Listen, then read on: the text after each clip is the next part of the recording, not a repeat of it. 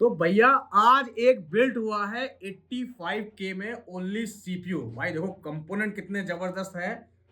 245K CPU हो गया, 500 GB NVMe हो गई, 16 GB रैम हो गई, Z890 UD wifi, 6E motherboard हो गया, 240 का लिक्विड कूलर हो गया, 650 वाट की सप्लाई हो गई और लैंड कूल मेश 2 कैबिनेट हो गई। ये आया है लुक। तो भाई हमारा भाई आप कहाँ से आए? अम्बेडकर नगर। ये अम्बेडकर। आप भाई? अम्बेडकर नगर। भाई देखो सूरज स्टूडियो नाम से अम्बेडकर नगर में भाई का स्टूडियो है, उसके लिए ये बिल्ड लिया हुआ है। भाई इसकी फुल वीडियो पूरा कंटेंट चैनल पे आ रहा है। फटाक से चैनल को ग्रैब कर लीजिए, सब्सक्राइब कर दीजिए और कोई भी नया पीसी बाई करना हो तो भाई कांटेक्ट कर लीजिएगा। डन है ना? चलते भाई, बाय बाय।